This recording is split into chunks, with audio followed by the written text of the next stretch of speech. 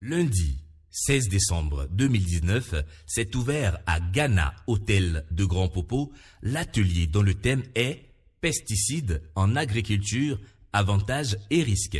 Il a été organisé par la Commission permanente agriculture de l'Académie nationale des sciences, arts et lettres du Bénin. Pesticides chimiques en agriculture, caractéristiques, impacts et conséquences de leur utilisation. À travers cette communication, le professeur Aimé Bokonon Ganta de la Faculté des sciences agronomiques de l'UAC a montré que c'est le souci d'augmenter sans cesse la productivité agricole qui entraîne le recours aux pesticides dont le but premier est d'éliminer les ennemis de la culture. Ce sont donc des substances qui renferment deux parties, une partie active et une partie inerte. On n'ira pas dans les détails, mais ils visent généralement à régler, solutionner un problème pour le producteur, le consommateur et le commerçant que nous sommes. C'est des cas peut-être d'insectes que ces pesticides visent, ou si ce n'est pas les insectes, c'est d'autres organismes nuisibles qui peuvent être des mauvaises herbes, des oiseaux, des rongeurs, des acariens, des limaces, des nématodes, des champignons, des bactéries et des virus. Force est de constater que le caractère extrêmement dangereux de certains produits de synthèse mis sur le marché conduit souvent et malheureusement à d'importants dégâts aussi bien sur l'environnement que sur les hommes en charge des traitements. Tous les êtres vivants, les nuisibles comme les insectes utiles, meurent suite au traitement. Dans certains cas, ce sont les eaux environnantes, cours d'eau, et parfois la nappe phréatique qui sont atteintes. Les produits récoltés conservent des résidus de pesticides et donc sont impropres à la consommation. Malheureusement, voyez, cette volonté, ce souci de sauvegarder coûte que coûte les cultures et les récoltes amène des impacts. Impact des pesticides donc sur les écosystèmes et sur l'agriculture. Puisqu'il y a dans l'agroécosystème, nous devons gérer donc des êtres vivants et des êtres non vivants, et c'est de leur interaction fait que nous avons des problèmes, nous nous orientons vers tel ou tel choix. Et lorsque nous choisissons par exemple d'utiliser les pesticides, nous avons différents phénomènes que nous devons gérer par rapport à cet agroécosystème dans lequel nous sommes. Et le premier phénomène que nous gérons, c'est la résurgence des nuisibles. La production agricole et utilisation des pesticides chimiques, cas spécifique des semences et du cotonnier. C'est la communication présentée par Dr Dossou Aminon Innocent. Pour lui, la semence renferme le potentiel génétique des espèces cultivées et de leurs variétés obtenues grâce aux améliorations continues et au processus de sélection réalisé au fil du temps. De ce fait, assurer la santé des semences est important parce que les maladies initialement présentes dans la graine peuvent conduire au développement de la maladie dans les champs et réduire la valeur commerciale de la culture, d'où la nécessité de protéger les semences aussi bien lors de la production que pendant leur séjour en stock. La semence en agriculture, c'est aussi un intrant comme tous les autres intrants et constitue également un intrant en même valeur que les engrais chimiques qui sont utilisés pour accompagner la croissance des plantes. La semence renferme le potentiel génétique d'une variété et c'est ça qui confère à la production les bons rendements que nous enregistrons. Lorsque vous avez une semence attaquée, vous avez inévitablement l'expression dans la production qui va se faire ressentir. Au niveau du champ, les insectes qui étaient cachés au niveau des semences, lorsque les œufs étaient déjà avec les semences que vous avez stockées, lorsque vous faites la plantation, vous observez l'expression de ces bio-agresseurs-là dans vos champs. Mais, signale le communicateur, il se développe de plus en plus des solutions alternatives qui sont entre autres l'agriculture de précision, la robotique, les techniques génétiques, sélection et création variétale, la culture in vitro, la meilleure gestion des techniques culturales, la technique biologique, biocontrôle et l'utilisation des biopesticides. L'avantage, c'est que les résultats ont montré que la production est très proche ou bien presque la même chose que ce que nous obtenons avec la production conventionnelle. Et ça a été essayé dans 8 zones au Bénin ici. Ça veut dire que ça peut être encouragé. Parce que j'ai vu que déjà en Inde, eux, ils sont déjà à 30% de production de coton biologique. La question que je me suis posée, est-ce que le coton biologique est vendu au même prix que le coton conventionnel? S'il y a la politique de ce que la biologique est plus chère que le conventionnel, les gens, ça va les pousser vers là-bas et là, ça peut prendre facilement. Le cotonnier est l'une des plantes qui abrite un très grand nombre de ravageurs à la fois. À ce jour, on ne saurait espérer une production rentable sans une méthode appropriée de lutte contre ces bioagresseurs. C'est pour limiter les risques liés à l'utilisation des pesticides que des méthodes de traitement plus respectueuses de l'environnement telles que la lutte étagée ciblée ont été adoptées. À la suite de ces 2 premières communications, le panel 1 s'est installé.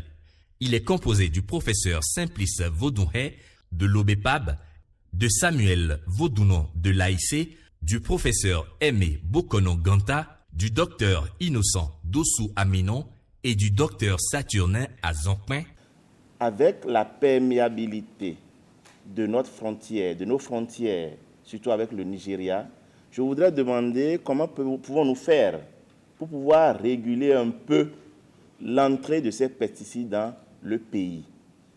Parce que quand c'est un peu régulé, je pense qu'on peut mieux contrôler l'utilisation de ces pesticides par les paysans. Je voudrais demander par là s'il y a d'autres pour les cultures. Est-ce qu'il y a des traitements qui arrivent à réduire et donc ces pesticides, ces résidus de pesticides dans les céréales ou dans les autres cultures. Autre question, c'est au niveau de la sensibilisation de la population. Donc, je me dis que la sensibilisation seule ne peut plus suffire. Mais c'est d'aller peut-être à d'autres méthodes, d'autres approches, et peut-être interdire donc l'importation de ces pesticides et de promouvoir l'utilisation des biopesticides. Quand on parle de biopesticides, qu'il faut aller aux biopesticides, alors il faut faire attention. Ce n'est pas parce que c'est biopesticides que c'est sans toxicité pour l'homme, pour l'environnement.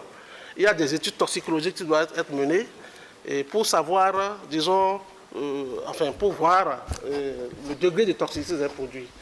Et par rapport aux pesticides chimiques, je pense que les pesticides chimiques, quand on prend le cas du Bénin, comme le cas du comité sahélien des pesticides, le Bénin, à travers le comité national d'agrément et de contrôle des produits phytopharmaceutiques, aujourd'hui rénové selon les réglementations régionales qui deviennent comité national de gestion des pesticides, les pesticides qui sont homologués au Bénin, les pesticides sont homologués pour un usage précis, pour un type de culture. Et ces pesticides sont évalués. Il y a une évaluation qui est faite dans tous les domaines, que ce soit les domaines de toxicologie, de cotoxicologie, de résidus, pour pouvoir proposer aux producteurs un type de pesticide et des conditions dans lesquelles ces pesticides doivent être utilisés. S'il y a des biais, c'est parce que s'il y a des problèmes, c'est qu'il y a des biais dans l'utilisation. On ne peut pas éviter d'utiliser les pesticides sur le coton. Sur le seul coton, disons que le coton est la plante la plus attaquée au monde, c'est la plante la plus parasitée au monde. Au Bénin, où nous cultivons ce coton du nord jusqu'au sud, donc au niveau de plusieurs latitudes, longitudes, quand vous prenez la zone nord, nous avons un type de ravageur donné qui, bon an, mal an, s'il vient, il peut vous détruire 80% de votre potentiel de production. Plus vous descendez vers le sud, vous avez d'autres types de ravageurs. Si vous ne traitez pas le coton au Bénin, vous perdez en moyenne les 2/3 du potentiel de production. Si vous ne traitez pas, vous perdez les 2/3 du potentiel de production. Non seulement vous faites cette perte au plan quantitatif, mais au plan qualitatif, au regard de certains ravageurs qui vivent qui cause des dégâts à l'intérieur des capsules, vous avez une dégradation de la qualité de la fibre de l'ordre de 11%. Donc si vous ne traitez pas, au plan quantitatif, les 2/3 sont perdus et au plan qualitatif, vous perdez 11%. Vous avez 11% de mauvaise qualité de coton, invendable ou bien de coton de deuxième choix. Donc on ne peut pas faire le coton sans le traiter au Bénin.